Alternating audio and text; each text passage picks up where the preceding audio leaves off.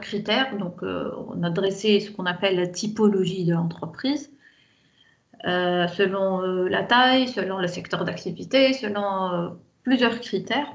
Et là, on va discuter, on va exposer en fait les facteurs d'environnement. Alors, qui dit environnement, c'est-à-dire l'environnement externe de l'entreprise, on peut le définir par les éléments externes qui influencent en fait l'activité de l'entreprise et que l'entreprise influence d'une manière ou d'une autre. Alors il y a deux types d'environnement, interne et externe, micro-environnement et macro-environnement. Et on va essayer de citer, de discuter en fait comment les éléments de l'environnement peuvent affecter la stratégie et le fonctionnement d'une entreprise. D'accord? Alors, je vais me baser sur le support de cours. Alors, je vais partager avec vous le support. Dites-moi si le partage ne s'effectue pas. D'accord? Alors, en ce qui concerne en fait cette partie du cours, alors il faut qu'on participe, que tout le monde participe, que chacun essaye de stimuler en fait, essaye de réfléchir à comment en fait ces éléments peuvent affecter l'entreprise, sinon ça va être très monotone en fait. D'accord? Donc on va essayer de donner le maximum de cas et chacun trouvera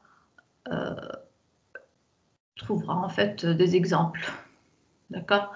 Alors pour commencer, donc comme j'avais dit, l'environnement est l'ensemble d'éléments externes susceptibles d'affecter directement ou indirectement l'activité de l'entreprise.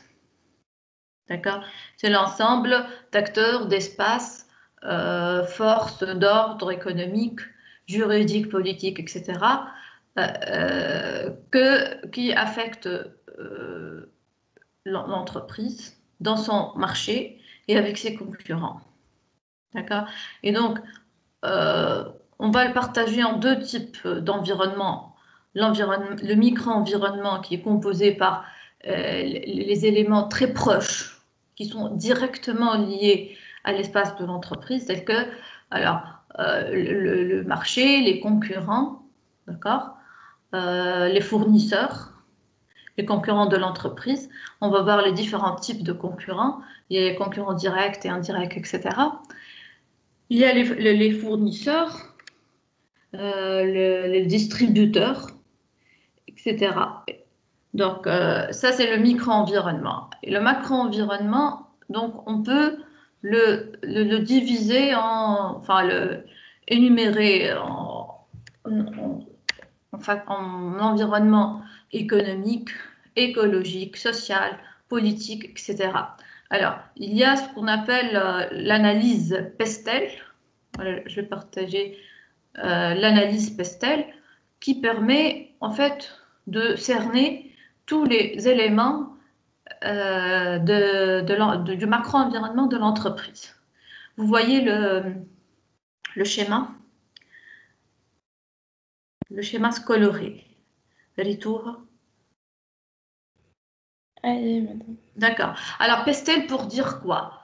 P comme politique, E comme économie, sociale, technologique, écologique et légale ou législation par rapport à la législation.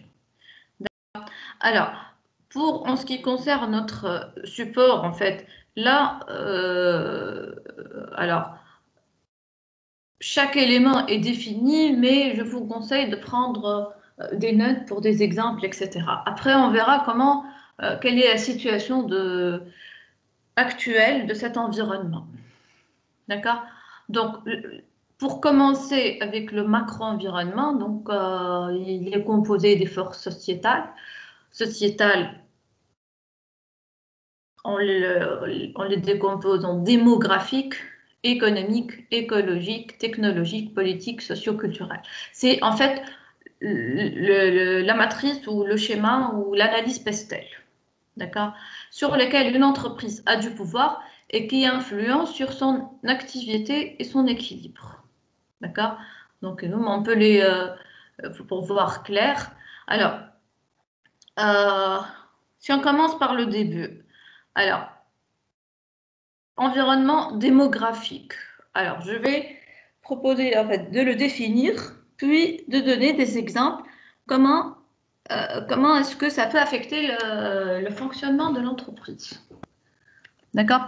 Alors, l'environnement démographique, c'est tout simplement euh, euh, c'est la taille de la population, la distribution, c'est l'âge de la population dans laquelle, en fait, dans laquelle l'entreprise va opérer. C'est-à-dire, on peut avoir une société avec, ou un pays avec une population vieillissante. D'accord? C'est-à-dire, on a une forme, euh, une pyramide inversée de l'âge, je ne sais pas si vous connaissez. C'est-à-dire que euh, la grande partie de la population est vieille. C'est comme le cas de l'Europe actuellement. Parmi les problèmes de l'Europe, c'est que la population, en majorité, euh, est en âge senior, ce qu'on appelle est majoritairement composé de seniors. D'accord? Alors, cette configuration de seniors, en fait, de majorité, alors, vous allez me dire comment les points positifs et les opportunités présentées par une telle population. Faites l'idée, c'est-à-dire qu'une population, vous avez une population vieillissante, d'accord, comme dans la majorité des pays de l'Europe, d'accord. Alors, comment est-ce que c'est une bonne chose? Comment est-ce que c'est une mauvaise chose? C'est une contrainte en fait pour l'entreprise. Je vous écoute. Madame, ça dépend du secteur نتاع l'entreprise مثلا نتاعي. خاطر مثال نقول ان entreprise نعمل دي كريم بيو انتي اج. bien sûr سامحني ما نقدرش نتكلم. دونك كاين ان مثلا الكوميونيتي كو جو سيبل هي العباد اللي متقدمين في العمر. بالطبيعه كي تكون الكوميونيتي نتاعك هكا باش يعني انا باش تفكت عليا بالباهي، كان العكس تولي العكس.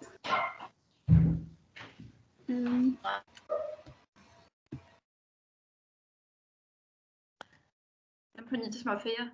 الباتري نتاعي وقفت دونك طريقه برك. اي نسمع مدام. D'accord. Oui, donc cette catégorie d'environnement démographique, en fait, cette catégorie de démographie, donc là, on peut s'inspirer, on peut avoir de nouveaux segments de produits.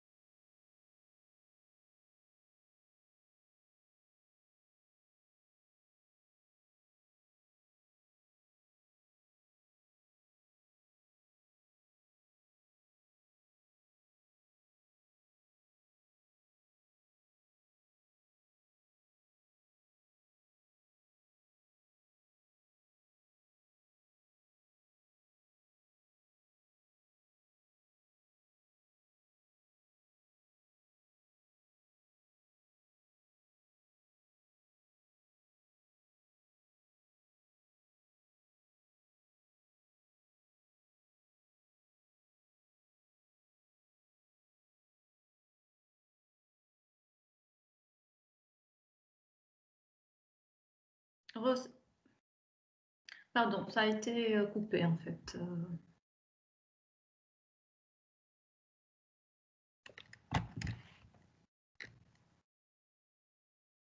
Rebonjour.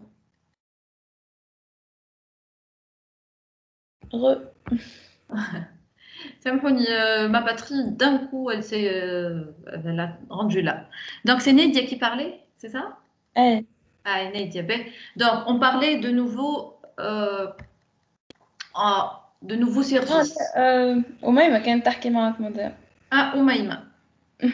Ça marche.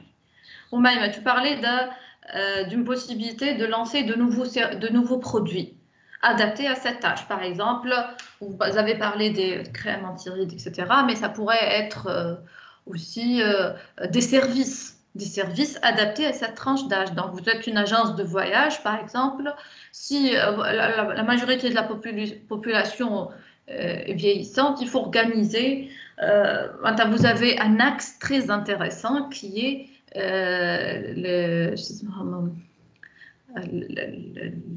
organiser des voyages pour les seniors. Donc, ils ont beaucoup de temps, ils ont les moyens, d'accord, parce qu'ils n'ont pas beaucoup de dépenses, les seniors, et ils ont le temps. Alors, et actuellement, les seniors vivent bien, en fait, si vous êtes surtout dans des pays développés, les seniors sont en bonne santé, d'accord, et ils ont la capacité de bouger, de voyager, etc. Donc, c'est vraiment une opportunité pour lancer des services adaptés à ce segment du marché. On appelle ça un segment du marché, c'est-à-dire une catégorie particulière qui a des besoins bien définis, etc. Donc, ça peut être l'axe du divertissement, d'accord? Donc, l'axe du divertissement était un axe, si vous êtes dans de tels pays, c'est un axe très riche, d'accord? Donc, ce sera, alors ça peut être aussi l'axe de la santé, l'axe de la santé, ou ce qu'on appelle actuellement les services à la personne. C'est des sociétés qui sont spécialisées dans des prestations de services pour les personnes âgées. Donc, ça va de l'infirmerie au ménage, des personnes qui peuvent être juste à l'écoute ou leur faire des balades, etc. Donc, ce sont des services adaptés à cette tranche d'âge-là. D'accord? Alors, par contre, une population vieillissante, elle peut aussi être une contrainte pour le tissu industriel et pour le développement des entreprises. Pourquoi? Madame? Oui? Peut-être خاطرهم difficile à convaincre مثلا بحكاية ديما attaché لحكاية أفكارهم القديمة الكل. D'accord. Donc là, vous raisonnez en termes de marché. Enfin, vous allez fournir un service adapté à cette tranche. Là, ça peut être, oui, fait à des contraintes, bien sûr. Mais la population, la démographie, c'est quoi? C'est les caractéristiques de la population, d'une population donnée. Alors, si tu es dans une population vieillissante, donc tu as la population active, la population qui est capable de travailler, elle va être réduite. D'accord? Alors, des pays comme l'Allemagne ou le Canada actuellement encouragent un certain type d'immigration parce qu'ils sont en manque de main-d'œuvre.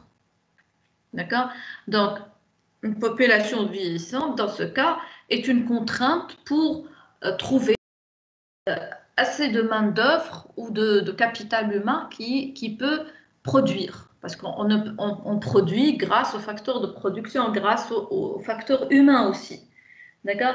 Donc, qui dit senior dit généralement des retraités qui ne sont pas actifs, qui ne produisent pas.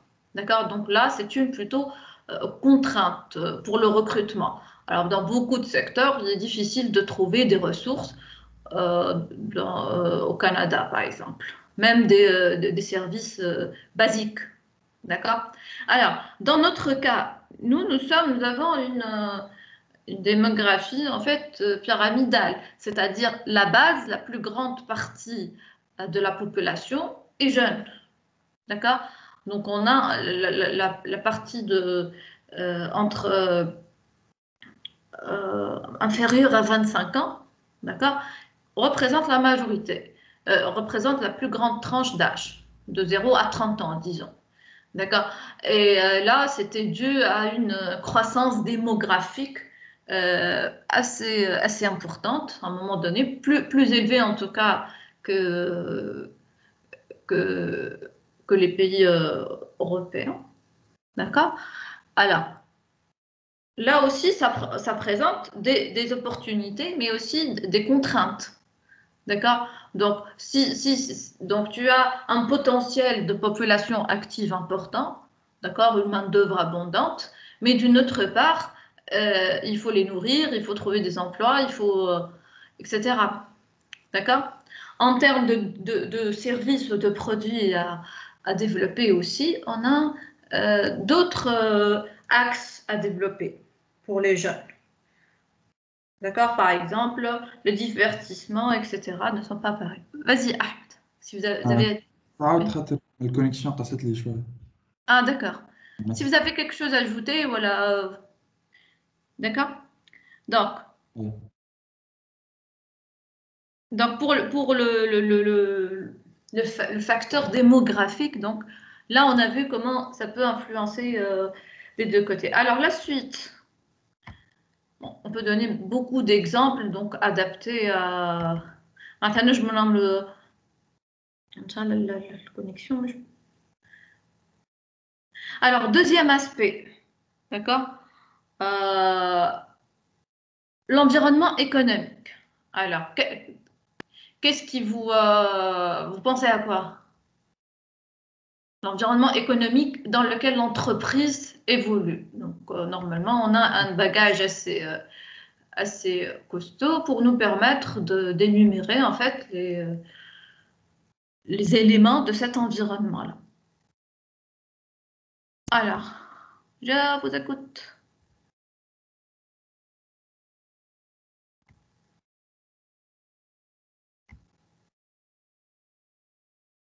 Alors, économique. Donc, qui dit économie, c'est quoi? C'est quoi les trois? On a dit l'économie, c'est l'ensemble des opérations de production, de répartition des ressources, des richesses et de la consommation. Donc l'environnement économique, en fait, il y a plusieurs aspects qui influencent. Alors, pour la production de biens, donc on va raisonner en termes de ressources naturelles, leur disponibilité, leur prix, l'accès, la facilité d'accès à ces ressources pour une entreprise donnée, d'accord? Pareil que pour les autres facteurs. Alors, les trois facteurs, donc ressources naturelles, travail, capital. Donc, est-ce qu'ils sont disponibles? Est-ce qu'ils sont chers ou pas chers? Est-ce qu'ils sont de bonne qualité, etc. Est-ce que pour recruter, l'entreprise donc est face à la disponibilité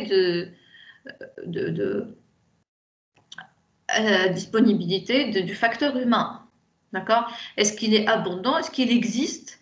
Est-ce qu'on a les compétences nécessaires? D'accord? Est-ce que dans un pays donné, en fait, alors tu es une entreprise qui cherche à délocaliser ou à s'implanter quelque part, donc là, on va voir qu'on raisonne en termes global. L'espace de l'entreprise, espace interne, l'espace national, c'est l'espace international. Pour les grandes entreprises, elles ont le choix de s'implanter dans un pays comme dans un autre. Alors, parmi les critères de choix de délocalisation, c'est la disponibilité des ressources. Alors, que ce soit ressources naturelles, si on est proche alors, on travaille dans l'agroalimentaire, alors il vaut mieux avoir une matière première disponible. D'accord? Tu travailles dans l'énergie. Alors, si tu développes une société d'énergie renouvelable, donc il vaut mieux s'implanter dans un pays où tu as beaucoup, par exemple, de soleil ou de vent, etc. D'accord? Donc là, c'est primordial, en fait, la disponibilité des ressources, enfin, ressources naturelles pour certaines activités. Alors, si tu es dans les services, c'est plutôt les ressources humaines dont tu as besoin.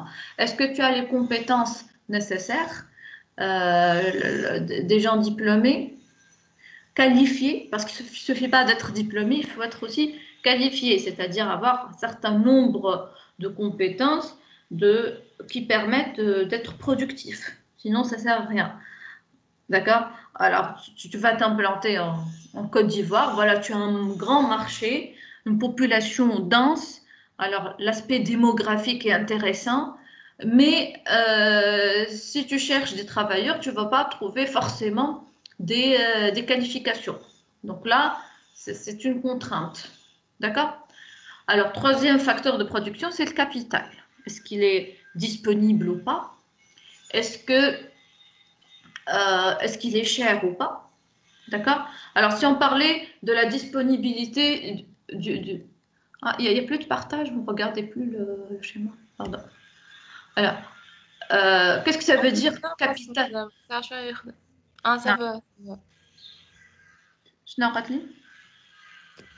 لا قصة شوية بارتاج توا رجع سافا D'accord. خاطر أنا عندي il n'y a pas de partage pour vous. لا لا Ah, c'est bon, c'est bon, c'est bon. D'accord. Donc, je m'arrête à capital disponible, cher ou pas cher. Je parle de quoi là? ترجع قصة مادام بارتاج Ah, قاسية ولا حلوة.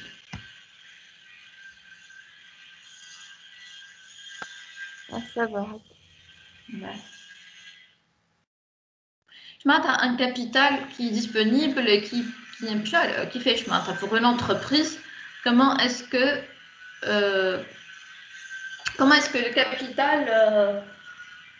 le capital peut être disponible ou pas disponible? Je parle de quoi? Et quel est le coût du capital?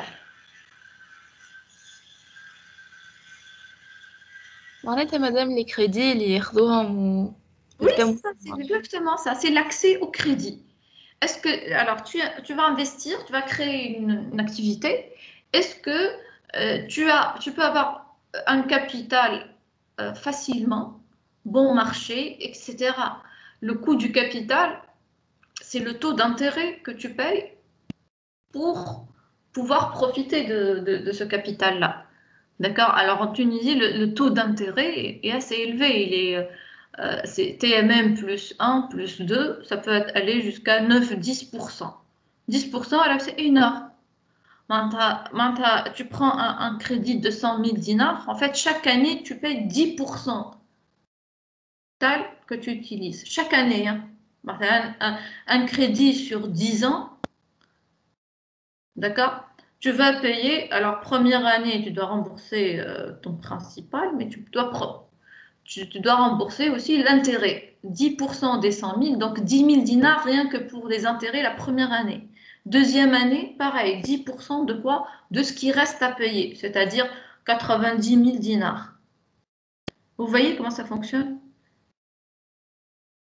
Donc, مادام oui, يا اخي الكريدي نتاع لي زونتربريز وكل شيء مع نفس البرانسيب نتاع كريدي نتاع مواطن عادي معناها exactement, on a ce principe.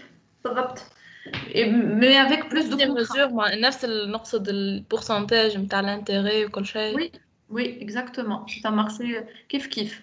Alors, il y a des aides. L'État a mis en place des mécanismes pour encourager le lancement de petites entreprises, ou pour les jeunes aussi. Pour les jeunes, il y a des crédits avantageux, d'accord? Tels que chez le BTS, je pense, ça s'appelle BTS, voilà. Donc des crédits à un taux assez gentil, quoi, et avec des conditions de remboursement plus souples. Enfin, là, tu rembourses à partir de la troisième année. Par exemple, la garantie, c'est juste ton affaire. Tu n'as pas besoin de mettre en garantie un autre bien. D'accord? Mais ça reste en fait des cas, enfin, c'est pas le cas général. C'est pour que les startups, les petites entreprises, les jeunes, etc. Et c'est très réglementé. Et c'est très, enfin, je ne vais pas vous décourager pour dire déficit d'accès, mais bon, limité. Déjà, je t'ai un crédit de 200 000 dinars avec ces aides-là. D'accord? Alors, si tu es une entreprise ailleurs, par exemple le Japon ou en France, le taux d'intérêt est autour de 1 à 2%. Au Japon, c'est moins de 1%. En France ou en Allemagne, c'est autour de 2-3%. Donc déjà, le coût du capital est énorme chez nous, d'accord? Parce que, alors pour plusieurs raisons, le secteur financier qui n'est pas concurrentiel, réellement concurrentiel, qui n'est pas libéralisé, il n'y a pas vraiment des produits intéressants de financiers. La bourse, pareil, ne fonctionne pas. Il n'y a pas beaucoup de titres qui sont cotés en bourse. Pourquoi il n'y a pas Alors la bourse, c'est quoi? La bourse, c'est un grand marché. C'est un grand marché de capitaux. C'est-à-dire, tu es une entreprise cotée en bourse, c'est-à-dire tu ouvres ton capital à la participation de tout le monde. Moi, j'ai de l'épargne, je peux acheter des actions de ta société. C'est comme si je te finançais indirectement. D'accord? Et j'aurai droit à des dividendes. Dividendes, c'est la partie du bénéfice qui est distribuée sur les actionnaires, sur les participants. D'accord? Alors, pour être coté en bourse, il faut avoir un certain volume, un certain chiffre d'affaires, il faut avoir une certaine taille, etc. Or, comme on l'a vu l'autre fois, c'est que le tissu industriel, le tissu économique en fait en Tunisie, il est composé de petites, voire de très petites entreprises. Donc, on a une société cotée en bourse actuellement, je ne sais pas, une cinquantaine, même pas. Va chercher l'information, j'ai oublié, en fait, entre 30 et 50 peut-être. C'est très très peu, d'accord? Alors, toutes les autres entreprises n'ont pas cet avantage d'accéder au capital, à ce type de capital qui n'est pas coûteux, etc., qui dépend de l'activité de l'entreprise, etc. D'accord? Alors, autre aspect économique. Alors, quand on parle de répartition des ressources, c'est-à-dire on parle en gros des revenus des gens. D'accord? Est-ce qu'on est dans une population, on est dans une économie où le pouvoir d'achat est important?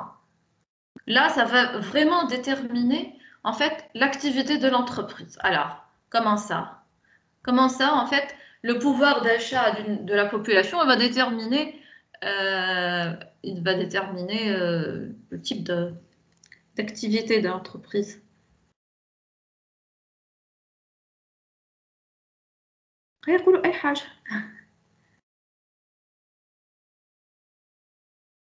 Donc, si on est dans une population, alors avec un pouvoir d'achat important, tu peux envisager, par exemple, de commercialiser des produits de luxe plus que les produits de grande consommation, de masse.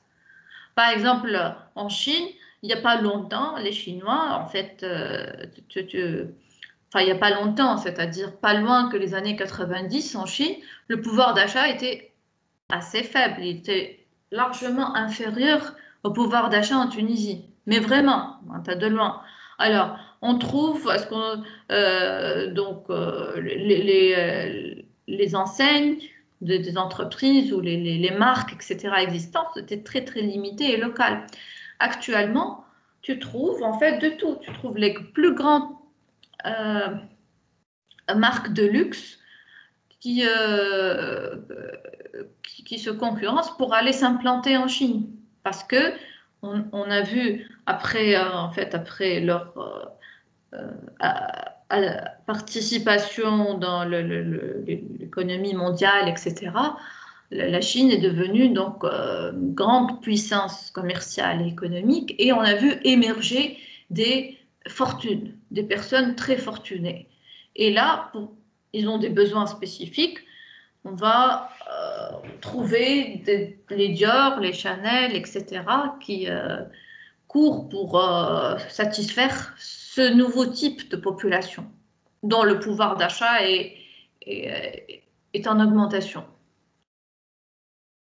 D'accord? Un autre exemple, en fait, vous savez que chaque produit, il a un cycle de vie. Je ne sais pas si vous avez vu ça quelque part. Donc, un cycle de vie. Donc, un nouveau produit. Par exemple, je prends un nouveau téléphone avec des caractéristiques spécifiques, etc. Au début, donc, c'est la phase de lancement. Donc, le produit est cher, il est très recherché, etc. Donc là, l'entreprise va cibler des marchés à un pouvoir d'achat très élevé. D'accord? Peut cibler des pays où le pouvoir d'achat est élevé. Alors, une fois que le produit arrive à maturité, donc l'étape de maturité dans le cycle de vie d'un produit, c'est qu'il devient en fait courant, quantité produite, une grande quantité produite, production de masse, d'accord? Et il y a eu un amortissement des dépenses dans la recherche, etc. Donc, donc son prix va baisser un petit peu. Donc là, la société va cibler d'autres marchés avec un pouvoir d'achat moyen. Donc, là, elle peut envisager de l'exporter, par exemple, dans des pays comme la Tunisie ou autres, parce que on ne peut pas commercialiser un produit très, très cher, etc. Parce que, d'accord? Vous voyez de quoi je parle? L'impact du pouvoir d'achat sur le choix du marché, choix du produit. Alors,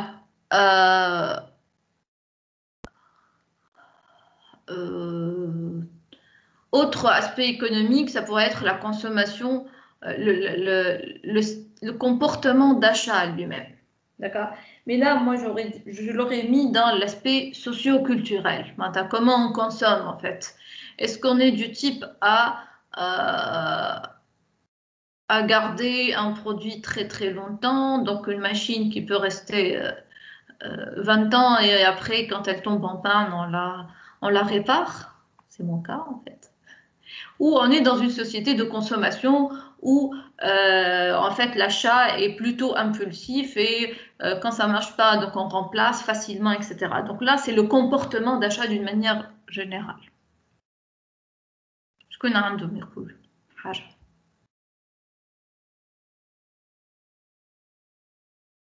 Alors l'environnement économique, moi j'ajouterais aussi, alors je vais changer ça parce que voilà. Il y a aussi le niveau de l'inflation, dans le pays, etc. Donc là, le niveau des prix, tout ça, ça fait partie de l'environnement économique. Ensuite, alors, l'environnement technologique, c'est bon. Oui, oui.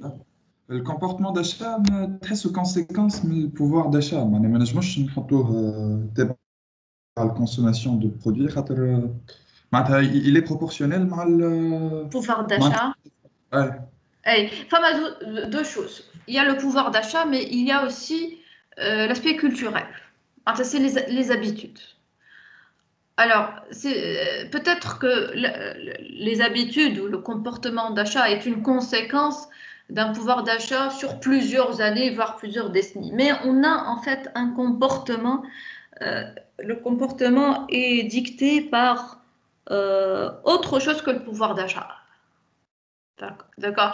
Par exemple, le fait de ne pas gaspiller ou de ne pas avoir cet esprit de recyclage, etc. C'est vrai que à long terme, en fait, c'est le pouvoir d'achat, mais l'habitude de consommation est ancrée dans une population. Elle ne change pas d'une année à l'autre. Tu peux changer, par exemple, voilà, tu as monté ton entreprise, tu étais salarié, et d'un coup, tu deviens très riche. D'accord? Est-ce que ton comportement d'achat, il va changer tout d'un coup? Bah non, même les goûts, Ouais. même la façon de réfléchir, etc., elle n'est pas immédiatement euh, modifiable. Vous êtes d'accord, voilà, ou pas? Oui, Vous oui, n'êtes pas oui. d'accord. Merci. Non, si vous n'êtes... Enfin, si vous... فهمت معناتها فما un aspect direct du changement du pouvoir d'achat ou فما حاجة c'est culturel, c'est ancré dans nos habitudes héritées en fait. فهمت. معناتها même si on devient riche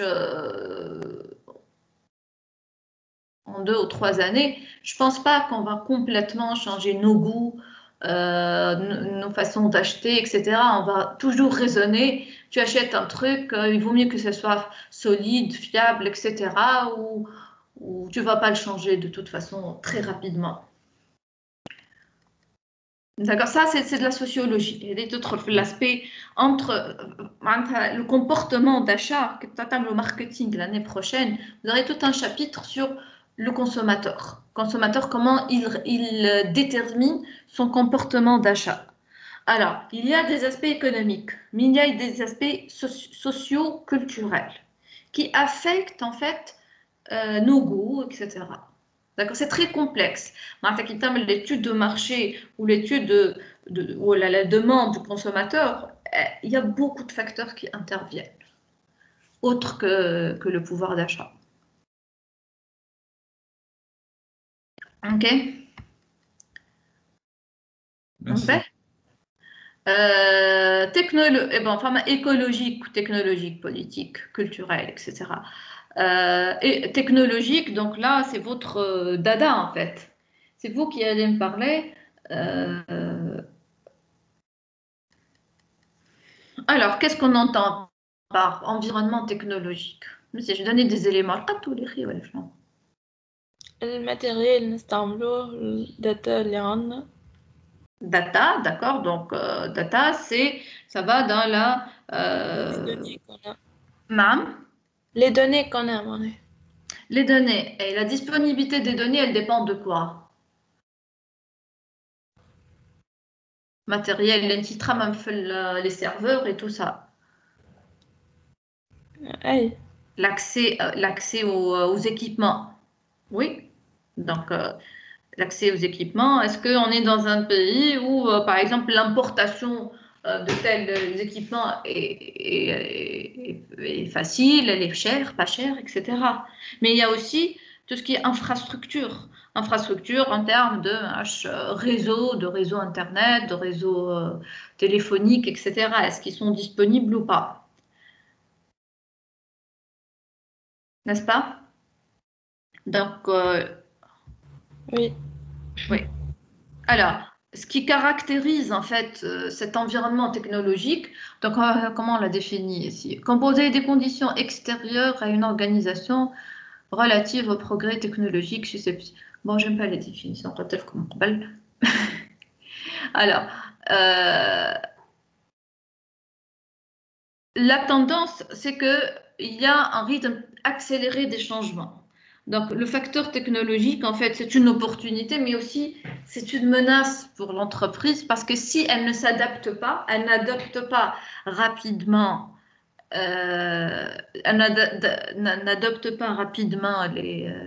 les changements, elle peut être rapidement obsolète. C'est une mutation technologique rapide et il faut innover, il faut adopter les innovations, d'accord? Sinon, on va être dépassé par la concurrence et par les autres, d'accord? Donc, l'actualité en fait de l'environnement technologique, c'est qu'en fait, on a une infinité de possibilités. C'est-à-dire que il y a quelques années, on ne pensait même pas que c'était possible qu'on fasse ce cours actuellement à distance, qu'il y a une épidémie, qu'on est tous à la maison et qu'on suit notre cours. Ça aurait été impossible. Bon, c'est un mauvais exemple. Mais bon, pour l'entreprise, pareil. Alors, si je prends une entreprise tunisienne dans les années avant l'année 2000, 2001 exactement. Je vais vous dire pourquoi. Alors, avant l'année 2000, donc il y avait un seul opérateur téléphonique, qui est Tunisie Télécom. Avant, c'était l'Office national des télécoms. D'accord? Et il avait une politique de ce qu'on appelle subvention croisée. D'accord? Alors, j'explique. Avant, donc, le Tunisie Télécom, enfin l'Office national des télécoms à l'époque, c'est lui qui fournissait aussi bien les communications locales que les communications internationales.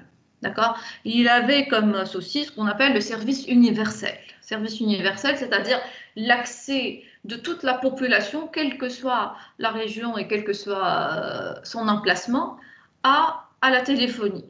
D'accord? Bon, c'est gênant en fait. Après, votre vidéo est mise en. Alors, et donc, subvention croisée, l'accès à la téléphonie locale était vraiment le moins cher au monde. La minute de communication locale était vraiment pour rien. 7 minutes pour 10 millim, d'accord? Alors, et ça ne couvrait pas le prix de fonctionnement, le prix de production de cette minute de communication, parce qu'il faut amortir les réseaux, parce qu'il faut maintenir les réseaux, il y a une maintenance, etc. Et donc, ce n'était pas un coût qui permettait de couvrir, ce n'était pas un prix qui permettait de couvrir le coût. Alors, comment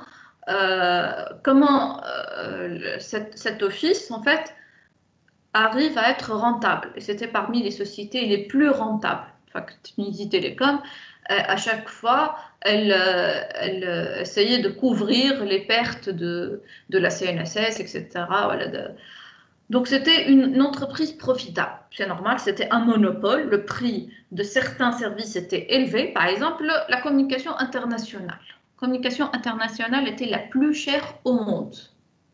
D'accord? Et donc, c'est une contrainte au développement des entreprises qui voulaient exporter, par exemple. D'accord?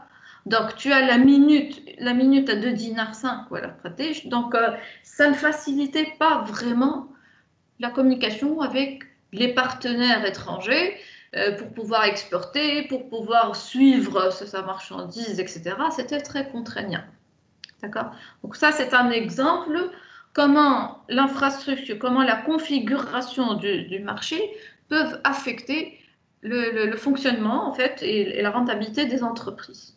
Donc avec les solutions Internet, etc. Donc c'était vraiment une opportunité, ça a permis à conclure des affaires, d'accord, avec le reste du monde plus facilement, moins coûteux. Certains d'entre vous, je ne sais pas dans votre groupe ça existe ou pas, mais il y a des étudiants, même en première année, qui ont des clients étrangers. Donc, sans cette communication, ça n'aurait pas été possible. OK? Je connais un autre exemple pour le facteur technologique. Les exemples, on peut vraiment être. Ça, on trouve la taswira par Pestel. Est-ce qu'ils ont parlé d'autre chose sur l'aspect technologique? Alors, économie, croissance, taux d'intérêt, taux d'inflation, pouvoir d'achat. On n'a pas parlé de la croissance. Croissance, c'est le fait c'est la croissance économique, le fait que la production augmente d'une année à une autre. Alors, si on est dans un pays en pleine croissance économique, eh ben, il faut penser à s'y implanter car les opportunités sont plus importantes. Alors, pour les technologies découverte, recherche et développement, aide à l'innovation, transfert des technologies. Alors, pour le transfert des technologies,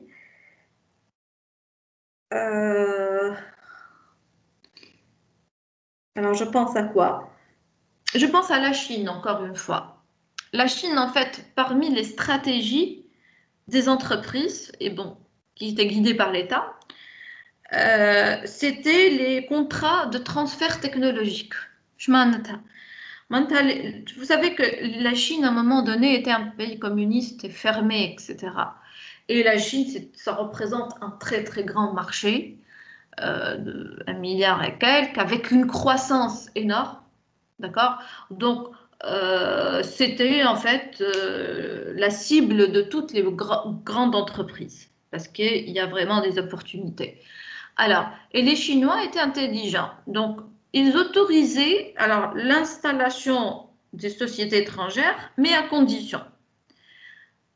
La condition, c'était de conclure des contrats de transfert de technologie. C'est-à-dire, tu n'as le droit d'exercer en Chine que lorsque tu recrutes dans ton département décisionnel, d'accord, qui est composé de cadres, d'ingénieurs, etc., des Chinois. Il faut qu'il y ait des Chinois diplômés, qualifiés, etc., dans les fonctions décisionnelles de l'entreprise.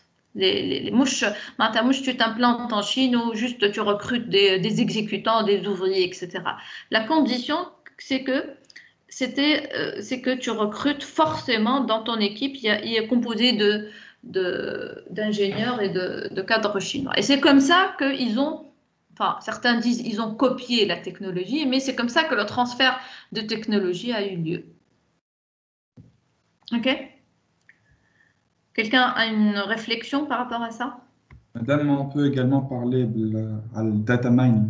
اليوم les modèles mathématiques ينجموا يخليونا نلقاو on crée plutôt des modèles les consommateurs وكيكا les publicités اللي تحطهم الشركات par exemple في وسط plutôt باش تروج للوحود نتاعها les produits نتاعها يوليو سيبلي لان certain modèle par exemple نتاع consommateur هذا ولا هذا كيما par exemple في فيسبوك انت كي تبدا Oui, c'est ça. عرفش وقت اللي تحط لايك على une certaine vidéo par exemple يظهروا لك دي فيديو باغي وكيكا يخرج لك يكري ان موديل بالنسبه لك انت وتولي فما دي بوبليسيتي اللي يدوروا حول التيم اللي انت باغ اكزومبل تقرو عليه في البيريود هذيك ولا حاجه. Exactement. Donc là, ce qu'on appelle l'intelligence, l'IA ou l'intelligence artificielle. C'est machine learning en fait. Machine learning, voilà. J'ai vu il n'y a pas longtemps un documentaire qui s'appelle Social Dilemma. C'est un truc. Oui, exactement. Ouais. C'est un truc extraordinaire. Peut-être يخوف أصلا. معناتها كيفاش les sociétés, Facebook, Instagram, je sais pas quoi, etc., ils sont programmés de manière à ce qu'ils détectent ton comportement dans les moindres détails. Comment tu vas réagir à chaque clic, après chaque message, après chaque... Vous voyez que vraiment, ça va révolutionner le monde de l'entreprise. Tu as des marketing, l'étude de marché simple, ça n'a plus de sens. C'est ce qu'on a. Toute la base est. Ça se fait par l'utilisation de data, big data, etc. Ou qui fait qu'il détecte. Le marketing digital, c'est ça en fait. On détecte tes goûts, on détecte tes centres d'intérêt, etc. Rien que par un comportement simple, par un simple clic, et on cible en fait le marché, on cible le segment particulier. Et c'est très fort. On est dans une autre dimension. Et on suit.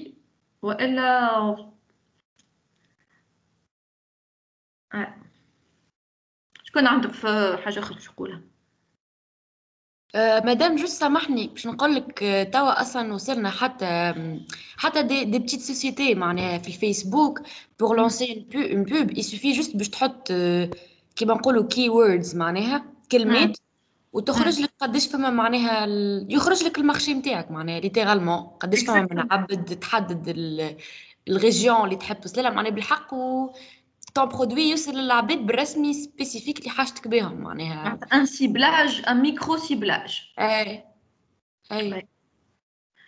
Oui, c'est une autre ère. Je suis d'accord que bon, les livres, c'est pas trop votre truc. Bon, une série de bouquins Homo sapiens, Homo sapiens sous DE, sous le troisième de la trilogie. Donc, il parle exactement de ça. Il parle tellement, c'est des choses qui semblent invraisemblables. Trop, est-ce que finalement on va pouvoir suivre ou alors on va être tout simplement écarté? كي تجيك publicité انت اكثر حاجه تنجم تصير publicité في التلفزه في وقت رمضان جوست قبل ولا بعد شقان فتره. Donc là c'est de l'histoire ancienne, ça fonctionne plus de cette manière là. Bref, كان لقيتو فرصه باش تفرجوا فيه السوشيال ديليما faut pas rater. شنو باش تقول احمد؟ قلت لك معناتها فما دي الجوريثم اسي بويسون معناتها اللي لوبجيكتيف نتاعهم يخليو لاكسي نتاع لوتيليزاتور ولا نتاع اي كونسوماتور il est très facile معناها ما عادش تلوج تقول زعما جو كونسوم ولا لا معناها سي لا بواط نوار نتاع لي الجوريثم هي اللي تخليك فيسا كما قالت رانيا باغ اكزومبل كي تحط كي ووردز باش تدخل على اي دومين سي بون حتى جاست سي بور كي وورد يخليك تو اكسي لاي دومين تحب عليه في اي انتربريز في اي معناتها سي لا كومبلكسيتي نتاع لي الجوريثم اللي يخليو اليوتيليزاتور ما عادش يخمم باش يكسر راسو برشا باش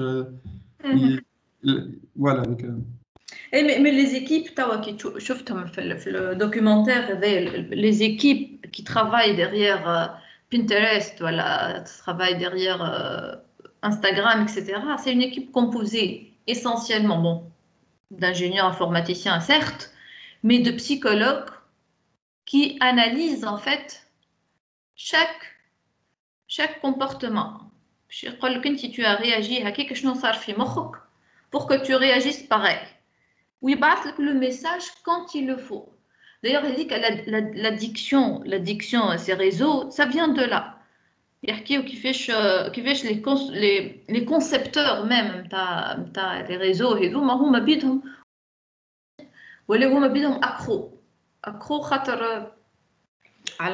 sont ciblés par exactement ce qui leur fait plaisir, exactement ce dont ils ont besoin, etc. Donc là, c'est un autre monde. Okay. On avance un petit peu, les facteurs technologiques. Bon, c'est vrai que c'est très très intéressant. On peut développer ça beaucoup plus. Des archives. Alors, l'environnement écologique. Donc, si je reviens à ma... alors, revenons à la Terre, terre à terre, donc soyons plus terre à terre. Qui dit l'environnement écologique, en fait, il influence beaucoup plus qu'on le pense. C'est-à-dire qu'il inclut aussi bien la disponibilité des ressources naturelles et la possibilité de leur pénurie. Là, on est pour plusieurs ressources. La pénurie, elle va être très très rapide. La phosphate, phytone, etc. Le phosphate, c'est une richesse. Mais le phosphate en Tunisie va bientôt finir. Il va bientôt être épuisé. Il va falloir très rapidement trouver d'autres non épuisables en fait. Bon. Tout est concentré sur comment reprendre l'activité du phosphate, etc. Bon, le phosphate, il représente 3% des exportations de la Tunisie uniquement. C'est 3% et ces réserves vont bientôt être épuisées. Donc, au contraire, ça peut être une opportunité pour plusieurs secteurs de développement, notamment dans les secteurs, l'énergie renouvelable, etc. Nous avons une ressource extraordinaire qui est le soleil et qui n'est pas du tout pour l'instant ou très très très peu exploitée. D'accord. Alors, autre facteur de l'environnement écologique, moi j'aurais pas le coût énergétique. Bon, Le coût énergétique, c'est pas que l'environnement écologique, mais il y a d'autres facteurs qui entrent, tels que les facteurs politiques, les temps internationaux, etc. Parce que le prix du pétrole, par exemple, si on prend le prix du pétrole qui est pour l'instant un déterminant, une composante déterminante pour les résultats de l'entreprise, pour ses profits, ses pertes, etc. Alors, le marché, il subit en fait des aspects d'ordre politique. Tu trouves les pays de l'OPEP qui décident de réduire leur production de pétrole et juste après, tu vas voir le cours du pétrole monter énormément. D'accord? Donc, le coût énergétique, ce n'est pas uniquement l'environnement écologique, mais on va en discuter dans l'environnement international et aussi politique. D'accord? Le prix du marché, le prix du pétrole, il n'y a pas que l'offre et la demande, enfin, c'est l'offre et la demande, mais l'offre et la demande n'est pas uniquement proportionnelle aux réserves, voilà, la disponibilité de ces ressources. Elle dépend d'autres facteurs. D'accord? Alors, on parle aussi de l'accroissement du taux de pollution et de l'intervention gouvernementale. Mais on discute un peu de ça. La réglementation. Donc, je vais la matrice Pestel. En ce qui concerne les facteurs, comment l'appeler? Facteurs de l'environnement, environnementaux. Le facteur écologique, en fait, il y a la réglementation. Alors, dans certains pays, la réglementation est très... Trace partage, pardon.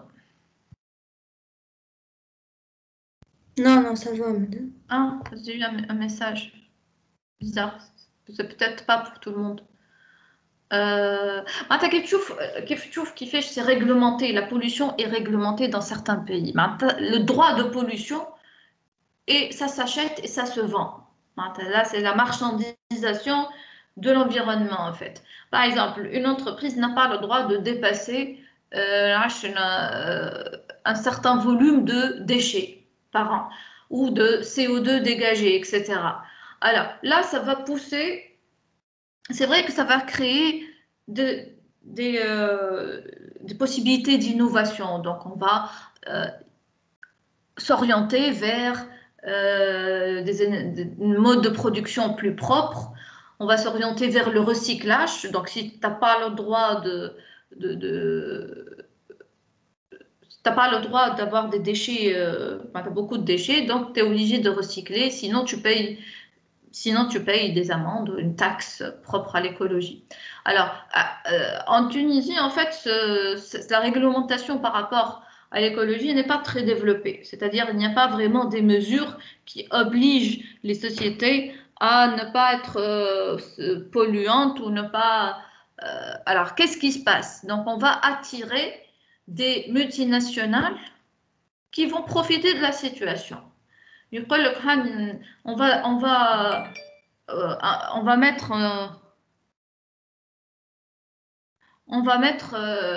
en Tunisie, on va délocaliser les productions polluantes. D'accord? Tout ce qui est textile ou col, ça fait très mal au cœur. Certains parlent de poubelles de l'Europe. Dernièrement,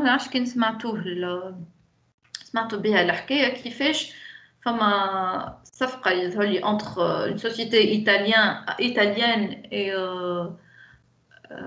مازال le partage مقصود كيفاش une société صفقة ما بين une société italienne et une partie du gouvernement pour ramener en Tunisie en fait des conteneurs contenant des stocks de déchets. D'accord? Là, c'est très triste et malheureux. Alors, ça fait partie du fait que la réglementation sur l'écologie n'est pas développée, mais aussi ça va vers ça implique aussi les facteurs politiques et institutionnels. Donc on va voir tout de suite. C'est-à-dire que si tu as des institutions qui sont corruptibles, c'est-à-dire qui acceptent la corruption. Vous savez ce que c'est la corruption? Il y a rachwa. D'accord? Si tu as une administration qui est corruptible et si il n'y a pas de transparence, etc., donc là, ça va favoriser plusieurs de ces actes-là. D'accord?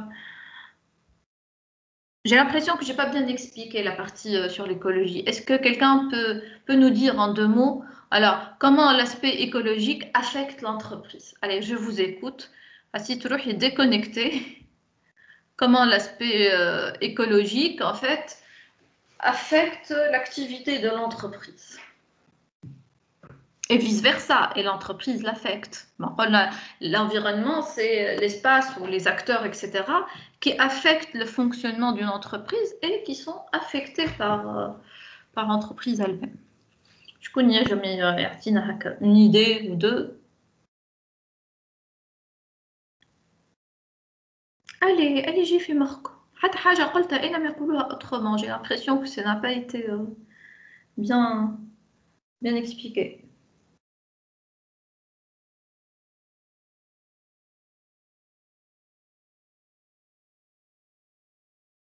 Les amis.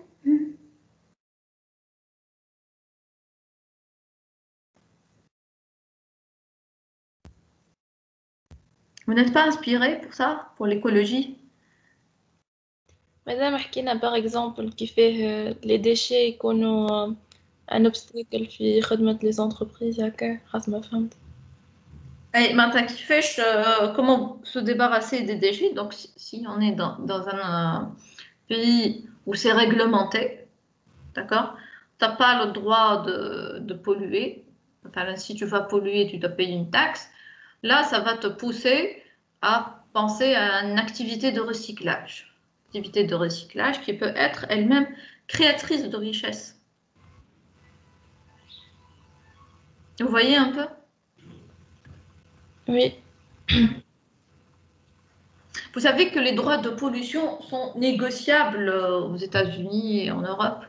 C'est-à-dire, si tu es une entreprise propre, tu ne pollues pas. Hein, le volume de CO2 que tu dégages n'arrive pas au seuil imposé par la réglementation. Donc, tu n'as pas utilisé ton droit de pollution. Eh bien, tu peux le vendre. Vendre à une société qui a besoin qui est polluante. D'accord? Alors, alors l'entreprise, elle peut arbitrer. Soit j'achète le droit de pollution, soit j'utilise une technologie moins polluante. D'accord?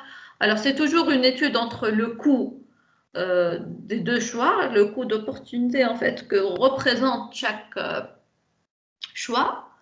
Alors, si le fait d'acheter des droits de pollution est moins cher, eh ben, il n'y a pas de raison pour que j'utilise une technologie plus propre. Parce que l'entreprise, en fait, elle cherche la rentabilité. C'est ça l'essence même, l'existence même de l'entreprise.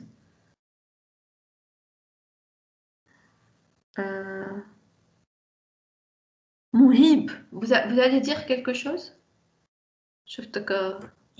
J'avais une question, madame. Oui. L'aspect écologique, معناتها Eh. bon, قلت لنا اللي l'entreprise تنجم تبيع الدروا de pollution نتاعها l'entreprise أخرى هكا ولا؟ C'est même coté en bourse. Est-ce que le vente هذه معناتها est-ce que le prix est remarquable ولا négociable معناها ça dépend أنت ولا؟ Tu peux entrer c'est coté en bourse carrément. Les transactions sur les droits de pollution, elles sont énormes. C'est l'offre et la demande. Actuellement, si la majorité des entreprises s'orientent vers des technologies moins polluantes, d'accord, et adoptent des technologies plus propres, c'est le prix il va baisser. C'est une question d'offre et de demande. Actuellement, Actuellement, je ne sais pas, bon, le niveau des prix, ça dépend des secteurs, etc. Mais je sais que c'est tout un marché, le marché de ces actions-là, les actions par rapport aux droits de pollution. Et d'ailleurs, on n'a même pas نسمعوا بها. Alors que c'est une pratique courante depuis un certain temps. D'accord? Et elle va affecter le fonctionnement de plusieurs entreprises, des entreprises dans plusieurs secteurs, en fait. C'est tout la stratégie, c'est stratégique, en fait. Toute la stratégie, tous les choix qu'elle fait portent, en fait, sur les éléments de la réglementation. On peut chercher, on peut faire une petite recherche, si vous voulez. Les droits. Oui? مادام قلنا في الإيكولوجيك تدخل معناها مثلا أنت في بلاصة معينة عندك موارد طاقية طبيعية هيك سبيسيفيك معناها تولي تنفستي فيهم. Exactement, oui. C'est la disponibilité des ressources. Le climat, la météo, etc., ça entre dans votre choix. Si tu es dans un pays où il y a beaucoup de soleil, tu peux investir dans les énergies solaires. Si tu es à côté d'une source de ressources naturelles, là, ça peut encourager l'implantation de certaines entreprises. Et d'ailleurs, je habite à ça, là. Je habite trop. أي حبيت نتأكد. Oui, c'est ça, tout à fait, tu as raison. D'accord? Quoi d'autre? Alors, l'environnement légal ou la législation. مادام البارتاج من الساعة مقصوص إذا كان بالحق وي. عندي أنا مش حتى نتخيل جست عندي وكل لا أنا حسب ما نشوف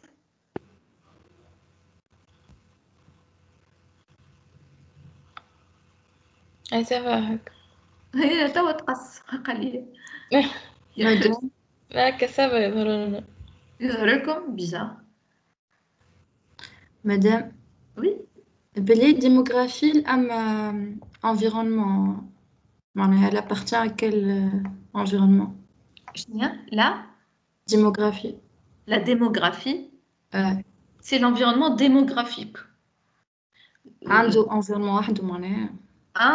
Par rapport à l'analyse Pestel, par rapport à l'analyse Pestel, je suis fait social. L'analyse Pestel, ما عندوش environnement وحده. احنا là, c'est la spécificité de la société. De quoi elle est composée, tranche d'âge, etc. D'accord. Social اللي مازلنا ما حكيناش عليه بالكدا l'aspect socio-culturel. خاطر انا قاعده je bascule entre deux schémas en fait. هذايا كيف نشوفوا معناتها certains يعملوا واحد facteur démographique على روحه. Mais في l'analyse Pestel, il est inclus dans l'aspect social. انا قاعده je suis هذايا قريتوها. مانيش الرابع. مانيش الرابع. عاودة تقسم هذا. عاود قسم هذا. كيفاه؟ قاعدين تشوفوا ولا البارتاج عاودة تقص. لؤي قاعدة تشوف فيه ولا لا؟ لا ما يظهرش تو مدام. مقصوص مدام. بيزار. C'est bon. C'est bon. تبتولي.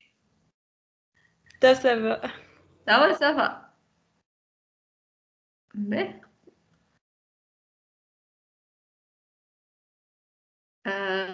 qu'est-ce qu'on allait dire? Ta question est bonne, Lydia. En fait, c'est vrai que l'analyse Pestel, l'environnement démographique, il est inclus dans l'aspect social, dans la catégorie, les caractéristiques de la société, de la population qui compose cette société. Mais on l'a analysé à part. Ça, on en a parlé. Ben, environnement politique. Alors, donc ça va du climat politique, la stabilité, est-ce qu'on a cette visibilité ou pas, est-ce que c'est rassurant ou pas? Donc, on a cette sécurité en termes d'investissement, en termes de sécurité tout court. Alors, ça va aussi à la réglementation gouvernementale, c'est-à-dire comment ça fonctionne, l'aspect politique. Quel est notre système? Est-ce qu'il y a les lois sont adoptées par un parlement et le parlement il est comment composé, etc. Tout ça, ça influence énormément en fait l'activité de l'entreprise. D'accord? Alors l'exemple, alors il y a aussi les groupes de pression. Groupes de pression, c'est tout un monde. Maintenant, on peut parler pendant plusieurs heures sur ces groupes de pression. C'est les lobbies. Le lobbying. Les lobbies, c'est des groupes, que ce soit d'entreprises dans le même secteur, ou de professionnels dans le même secteur, etc., qui font une pression sur le gouvernement pour l'adoption ou pas de telle ou telle loi. D'accord? Et tout se passe là, en fait. Tout le système économique passe par là. Alors, tellement il y a des choses à dire, je ne sais pas comment je vais commencer. Alors, commençons par le climat. Rien que la révolution de 2011 en Tunisie, donc là, ça a énormément affecté le fonctionnement des entreprises, l'apparition ou la disparition plutôt d'activités, d'accord, l'investissement. Donc l'investissement, si on observe le taux d'investissement avant 2010 et le taux d'investissement maintenant, alors le taux d'investissement était autour de 20% du PIB. Actuellement, il est autour de 14% du PIB. D'accord? Dans les pays émergents, le taux d'investissement est autour de 25 à 30% du PIB. Alors, qu'est-ce que ça veut dire? Pourquoi l'investissement, il est influencé par l'aspect politique? Parce que le capital est GBN. Il est lâche. Le capital, un investisseur ne va pas mettre son capital dans un environnement instable, tout simplement. D'accord? Alors, si on prend le contexte tunisien, c'est vrai qu'à un certain moment, donc, le marché libyen ou le marché algérien se sont ouverts pour beaucoup d'investisseurs à cause de l'instabilité dans ces pays-là. Donc en Libye, tout était en fait, était complètement détruite et il fallait reconstruire. Donc c'est une opportunité pour les entreprises tunisiennes, pour s'implanter, pour écouler leur marché, etc.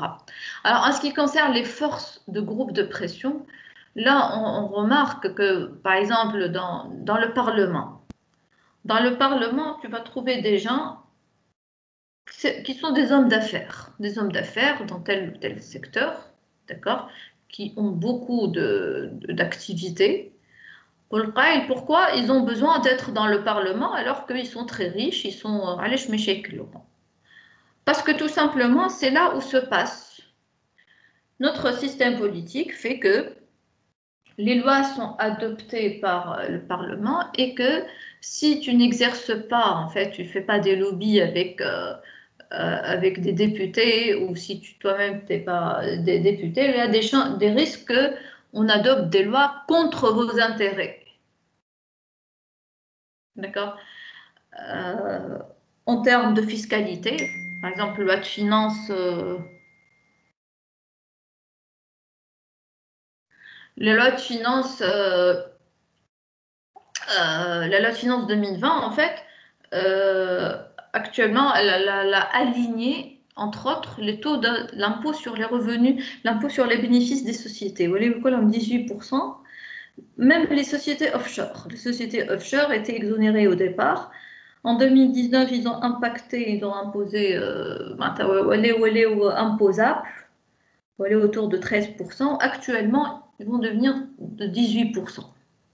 Alors, comment ça s'est passé? Pourquoi est-ce qu'il y a eu une résistance? D'accord? Alors, au départ, cette loi n'a pas changé depuis avril 72. Les sociétés offshore, les sociétés offshore, celles qui sont totalement exportatrices et dont le revenu dans le capital est détenu par des étrangers. D'accord? Alors, elles étaient exonérées. La loi 72 fait que ces entreprises-là ne payent pas des impôts à l'État. Alors, à un certain moment, donc, les sociétés,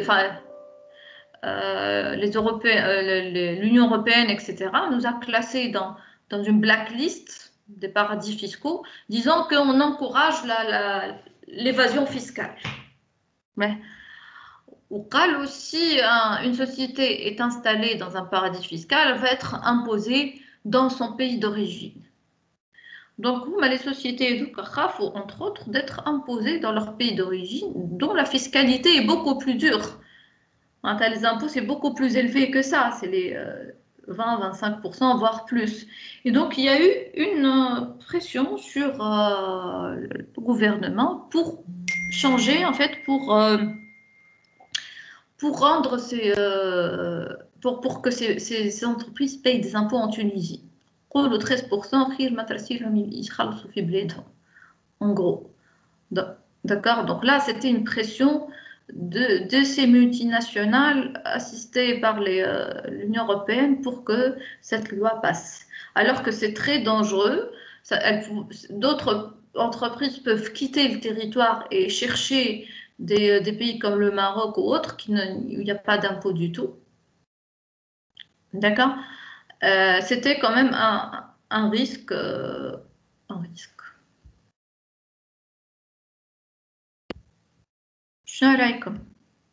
C'est chinois, ce que je dis?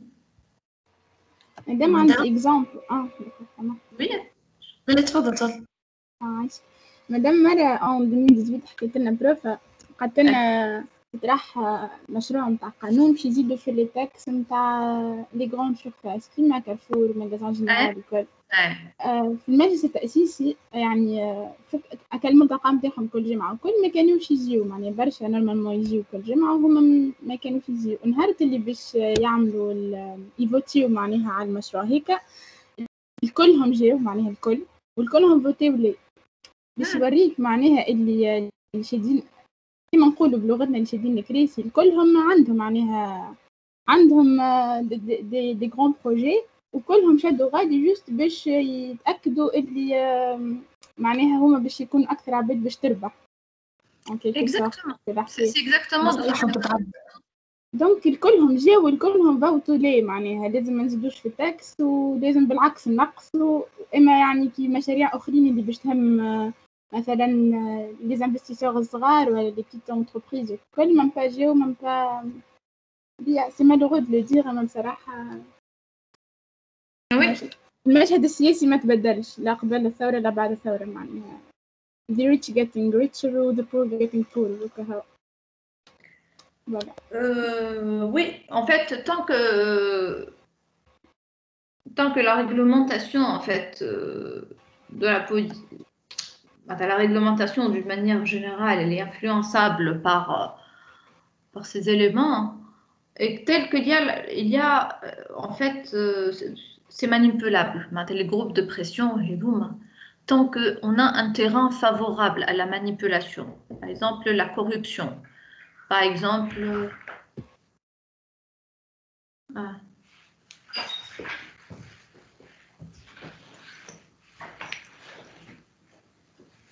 c'est le fonctionnement des institutions en fait. Est-ce qu'elles sont transparentes? Elles sont dans la transparence? Est-ce qu'elles sont clean? Est-ce qu'elles sont manipulables, etc. D'accord. فما حد آخر كان باش يتكلم. اي مدام اني شو نقول كان عندي سؤال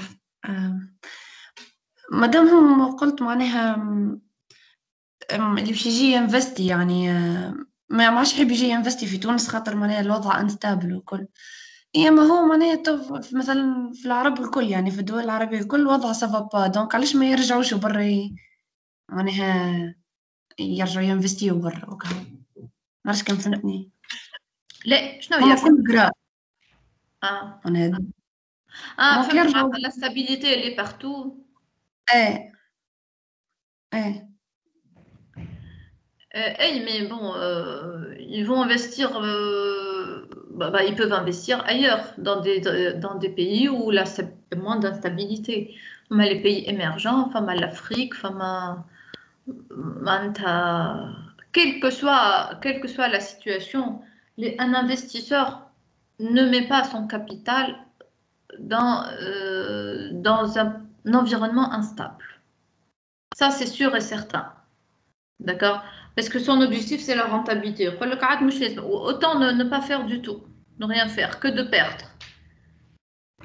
D'accord? اوكي Le manque de visibilité, c'est أكثر حاجة ضرتنا depuis 2011.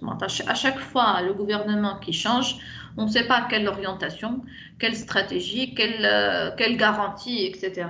Donc, alors, femme, il a un comportement différent. Je dois profiter. C'est instable, mais ma vision fait que d'ici quelques années, ça va se stabiliser, ça va être. Donc, autant je profite du creux de la vague, je m'installe, je ne fais le marché, etc. On va, une fois que la croissance reprend, bon, c'est un risque aussi. Et des fois, quand tu prends des risques, tu as plus de gains. Dans la finance, femme a aidé l'esprit, plus tu prends des risques, plus tu peux gagner, mais aussi tu peux perdre aussi. Mais ايه بالضبط انا فما نوع اخر نتاع دي شو اسمه مستثمرين دونك يساعدهم معناها Et c'est adre, mais c'est pas le cas général, c'est pas le cas de tout le monde. D'accord. Donc, il les facteurs politiques. Il n'y a pas que ça, il n'y a pas que la stabilité politique, les groupes de pression, il y a les politiques d'une manière générale, politique monétaire, politique fiscale, notre politique internationale par rapport aux autres, avec les autres, est-ce qu'on est plutôt en tend vers une ouverture commerciale, ou là plutôt on est du genre protectionniste. Actuellement, l'enjeu, les élections aux États-Unis, c'est un enjeu énorme. Si le gouvernement, ça y est, خرجوا ولا مازالوا يحسبوا؟ نزلت نيفادا مدام بايدن عنده ليدا يهز كل شيء. Alors là, l'enjeu est énorme, en fait, pour tout le monde, pour toute la planète. Alors, la politique américaine, les États-Unis, en fait, c'est quand même, c'est un État qui décide pour les autres, qui influence tous les autres. Alors, Trump, quand il est monté en 2016, en fait, il a annoncé une politique protectionniste. Qu'on va augmenter les droits de douane sur les importations venant d'Europe, venant de la Chine, etc. Alors, les autres pays ont répondu en augmentant à leur tour des droits de douane sur les marchandises américaines. Donc, la planète, en fait, a assisté à une vague de démondialisation. Voilà, le volume des échanges a nettement diminué depuis 2016 jusqu'à maintenant, et les pays s'orientent vers plus de protection pour leur entreprise nationale, etc. Alors, actuellement, si ça continue, le gouvernement Trump, ils vont continuer vers cette lancée-là, et ça va affecter en fait le fonctionnement des multinationales, le fonctionnement des sous-traitants, etc. Les États-Unis, qui est le pays le plus libéral au monde à la base, est en train de se refermer sur lui-même, de favoriser ces entreprises locales. Les autres aussi doivent se réorienter vers leur économie locale et chercher d'autres partenaires, etc. D'accord? Donc, c'est un exemple comment un aspect politique dans un pays, même lointain, va influencer l'essor de nos entreprises. On exporte beaucoup aux États-Unis, on exporte du textile, essentiellement les jeans de luxe, etc. Les grandes marques sous-traitent en Tunisie. etc. Donc là, avec cette politique de renfermement, ça peut influencer même l'emploi chez nous. D'accord? Pareil, un autre exemple, si l'Allemagne décide en fait, l'aspect technologique plutôt. Actuellement, avec la robotisation, l'Allemagne est en train de monter des usines pour fabriquer donc des produits semi-finis qui sont incorporés dans sa production. Les équipements, les machines, etc.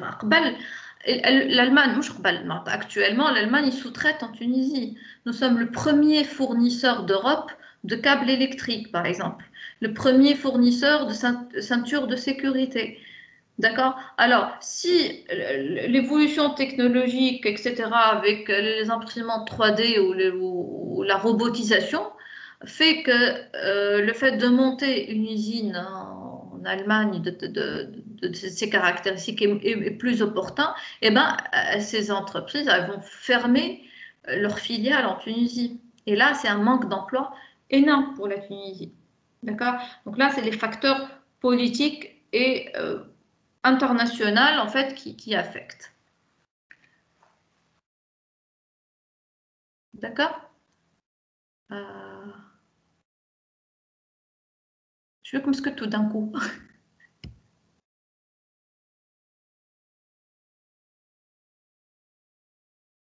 Vous m'entendez ou trace ça saute?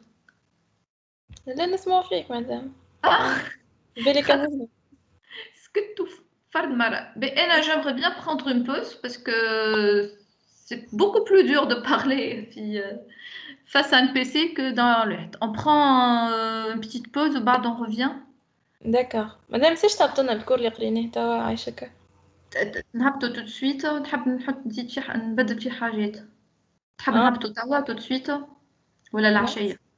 العشية نهبطوا لكم. باهي داكوغ. D'accord. هو احنا supposé وقتاش نكملوا la première خاطر on a 2 séances ما.